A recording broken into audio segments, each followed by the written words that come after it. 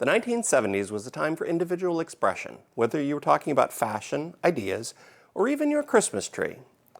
Christmas trees in the 1970s ranged from live trees with handmade ornaments to silver tinsel artificial trees, from toy-decorated live trees to the most mod white artificial trees, from lumpy live trees strewn with icicle tinsel to burnt orange tinsel that matched the room's decor, and with all the best plaids and patterns. But as easily as the 70s embraced new trends, one invention was still too far out: the patented fiber optic artificial Christmas tree.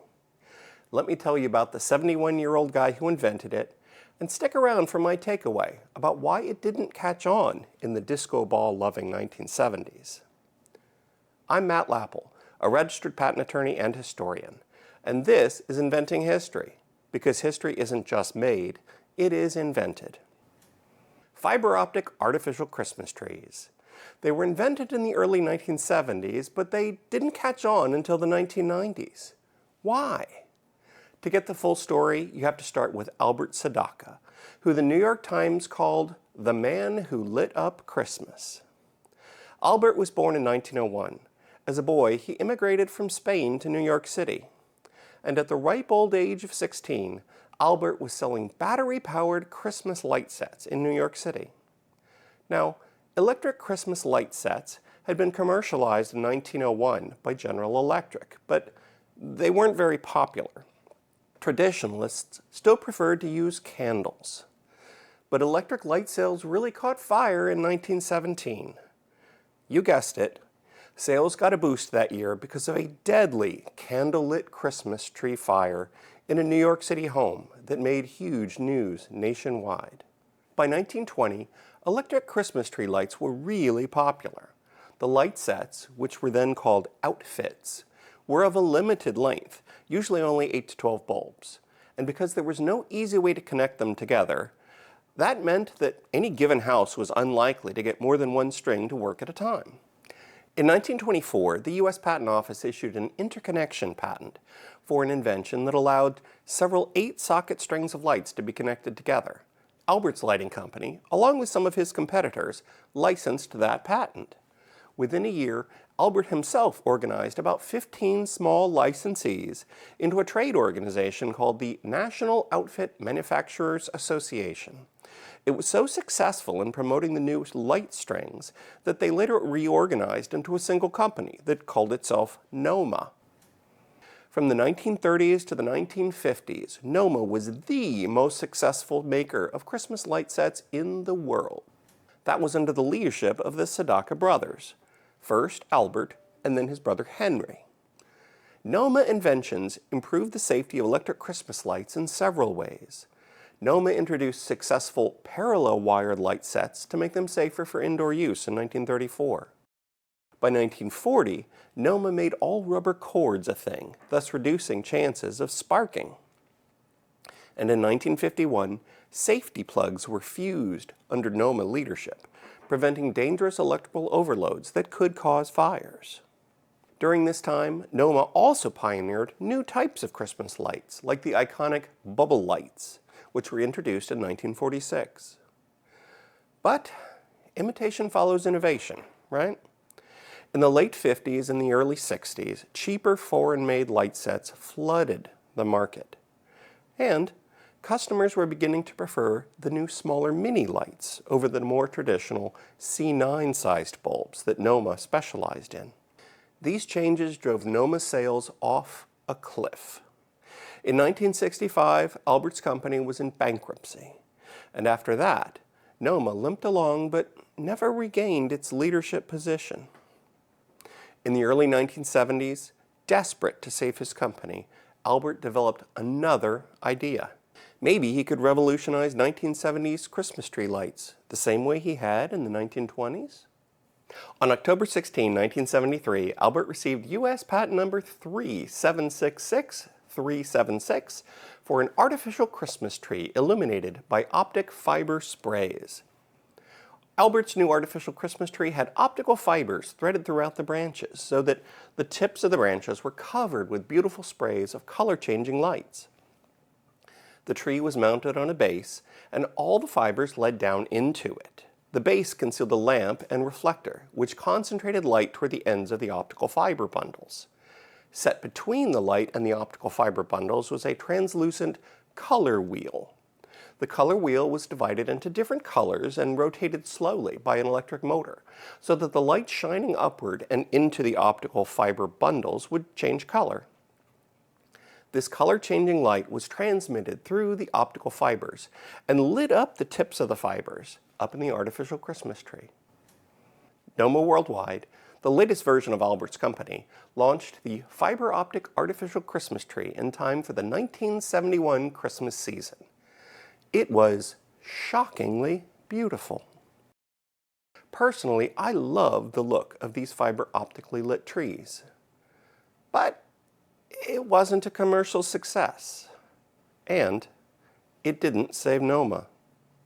Within a few years, Noma stopped all U.S. manufacturing. It shriveled to become little more than a trademark that changed hands several times to be stickered onto cheap foreign-made light sets. In 1980, at the age of 79, Albert Sadaka, the teenager who built the biggest Christmas light company in the world, passed away. Except that, guess what? The fiber optic Christmas tree idea hung around. In 1989, the whimsical catalog company Hammacher Schlemmer offered a fiber optic artificial Christmas tree for sale. In newspaper articles at the time, they claimed that they, quote, couldn't find one, so they had to create one. The product graced the cover of the 1989 Christmas catalog and was sold for a whopping $6,500. Now, experts interviewed at the time suggested that the price was far too high.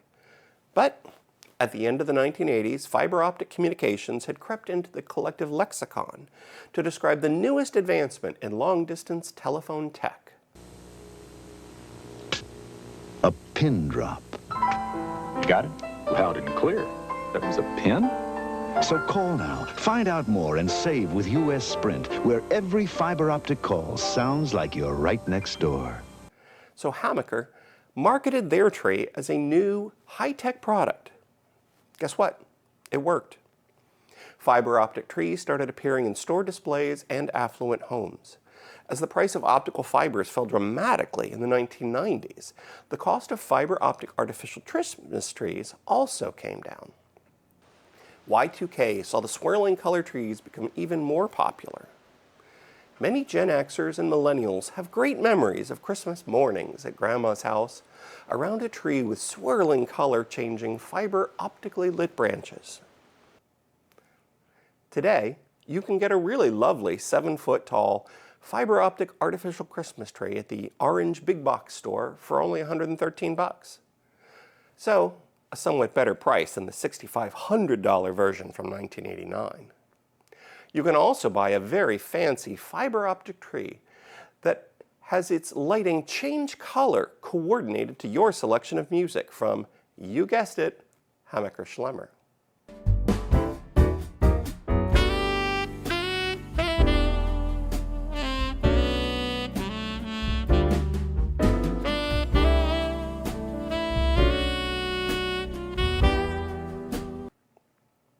What do you think about fiber optic artificial Christmas trees? Love them or hate them? And what do you think about Albert's story? Let me know in the comments. Plus, stick around to the end for a patent lawyer's takeaways on Albert's story and why his invention was too early for even the far-out 1970s. If you're enjoying this video, please like and subscribe.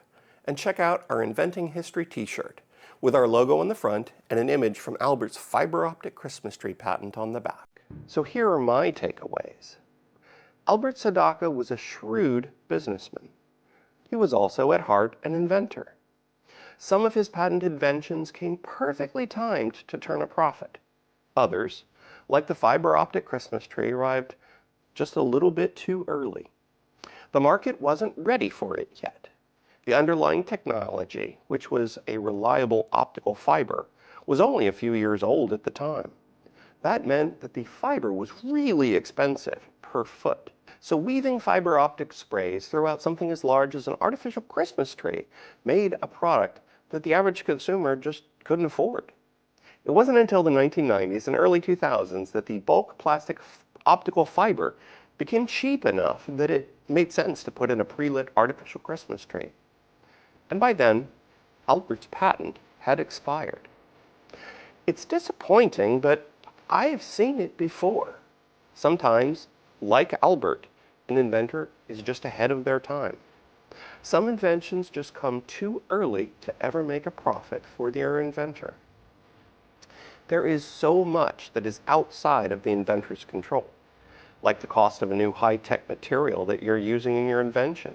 But hey, even if Albert was too early to commercialize his invention, it remains a gift to all of us who fondly remember a crazy, white and silver, color-changing fiber optic sparkly Christmas tree in our Grammy's 1970s living room. So thanks for that, Albert. Your idea brought a lot of joy to my Grammy Jenny and to me when I was a 1970s kid. This Christmas, when you see a beautiful fiber optic Christmas tree, think of Albert Sabel. May your Christmas be fiber optically bright. And Merry Christmas from Inventing History.